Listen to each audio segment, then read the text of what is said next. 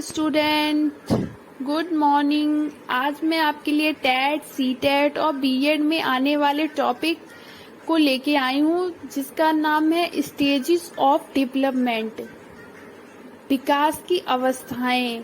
उसे मैंने आपको चार्ट द्वारा समझाने की कोशिश की है ताकि आप आसानी से समझ सकें और कुछ डाउट जिसके भी हो वो क्लियर हो सके। फर्स्ट नंबर पे है, मैंने आपको क्रम संख्या, अवस्था और लगभग आयु और अवधि बता रखी है।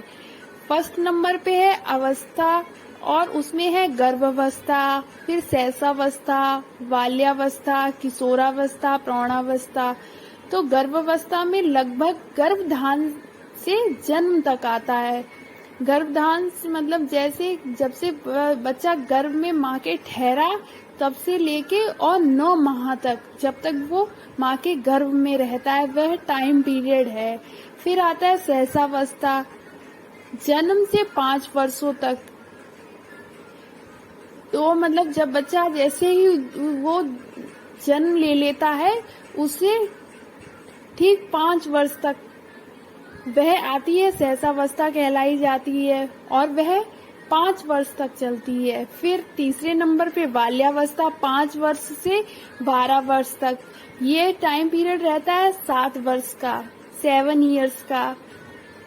फिर है चौथे नंबर पे किशोरावस्था, वह 12 वर्ष से 18 वर्ष तक ही रहती है। 18 वर्ष एडल्ट में लोग आते हैं जो तक 6 वर्ष तक टाइम पीरियड चलता है। फिर आती है प्रौढ़ावस्था, वह 18 वर्ष से एवं, जिसमें 60 से अधिक तक ज्यादातर चलती है। लोग बोलते हैं 60 साल से लोग हो रहे हैं, ये 18 वर्ष से अधिक, ठीक है।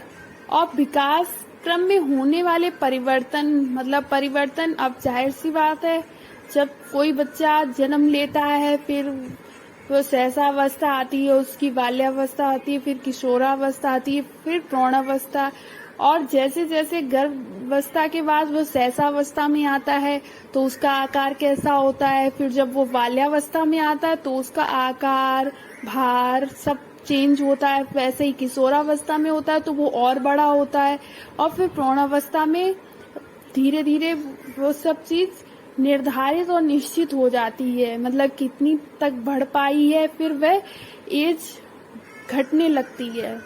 तो सबसे पहले विकास क्रम में होने वाले परिवर्तन। हाँ, तो मैं आपसे कह रही थी विकास क्रम में होने वाले परिवर्तन। तो आकार परिवर्तन, ठीक है, इसमें मतलब आकार में साइज, लंबाई, चौड़ाई, ये सब चीजें आएंगी। अंग प्रत्यंगों के अनुपात में परिवर्तन।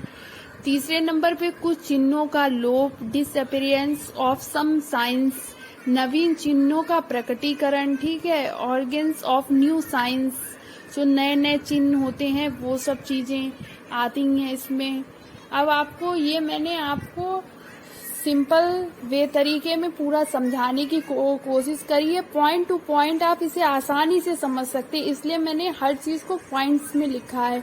आकार परिवर्तन, जन्म के बाद ज्यों-ज्यों बालक की आयु बढ़ती है उसके शरीर में परिवर्तन होता है, कि जैसे जैसे बालक बढ़ता है उसके शरीर में परिवर्तन भी होते हैं। शरीर की लंबाई, चौड़ाई, भार आदि में वृद्धि होती है, और ये परिवर्तन बाह्य रूप से भी होते हैं और आंतरिक रूप से भी होते हैं। आंतरिक अंगों में हृदय, मस्तिष्क, उदर, फेफड़ों आदि का भी आकार बढ़ता है।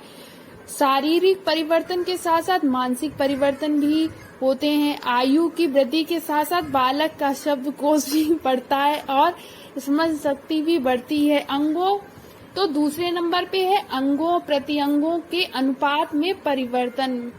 ये मेरा यहाँ पे थोड़ा मिस्टेक हो गया था, इसलिए मैंने लिखने की कोशिश करी थी तो वो कुछ और ही हो गया। Proportional change in bodily parts, मतलब बॉडी के पार्ट्स में क्या क्या प्रोपोर्शनल चेंजेस आते हैं, ठीक है।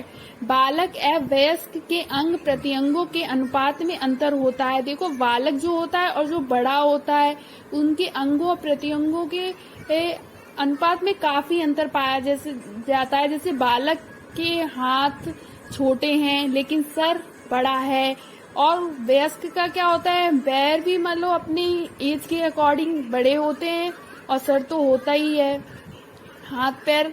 और लेकिन जैसे जैसे बालक बढ़ता है, वयस्क का स्टेज लेता है, तो वैसे ही उसके अंगों और प्रत्यंगों में अंतर आता है।